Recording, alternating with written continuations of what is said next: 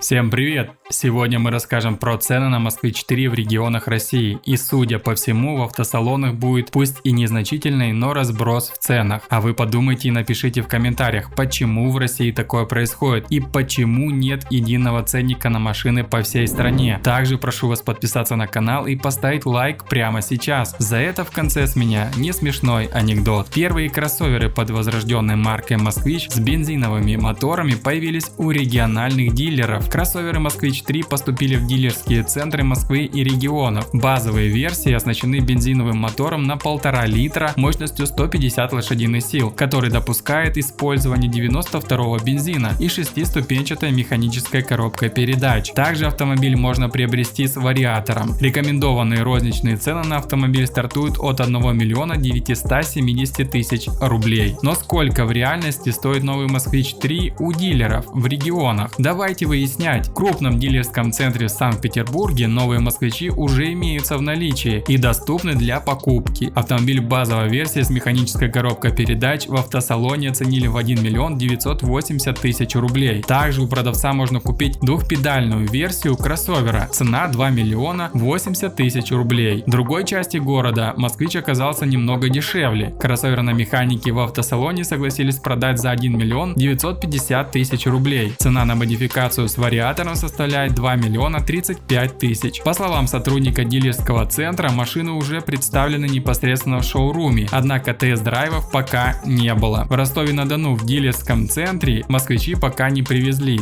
Автомобили ожидаются в ближайшее время. Представители дилеров обещают, что цены на кроссоверы не будут отличаться от рекомендованных. Аналогичная ситуация наблюдается и в одном из дилерских центров Краснодара. Тут планируют устанавливать ценник на базу, начиная с 2 миллионов рублей. В Москве машина на механике обойдется клиенту в 1 миллион 970 тысяч. За кроссовер с вариатором придется заплатить 2 миллиона 35 тысяч. Пока москвичи собираются на самой простой технологии ДКД, то есть Китай с машин снимает силовой агрегат в сборе, ходовую часть, выпускную систему, бензобак и колеса, а в Москве все это устанавливается обратно. В конце остается лишь залить рабочие жидкости, масло, антифриз, тормозную жидкость и приклеить табличку с российским ВИН-кодом. А что вы думаете по поводу нового москвича? Есть за что платить почти 2 миллиона за базу? Пишите в комментариях. Но обещанная мною шутка юмора. В подъезде не было молодых девушек, поэтому бабушки на лавочке называли женщиной с низкой социальной ответственностью молодого дворника. А на этом все. Буду держать вас в курсе всех событий. Не забудьте за мою работу поставить свой царский лайк, подписаться на канал и нажать на колокольчик. Интересное наблюдение. Любовь является формой временного сумасшествия, излечимой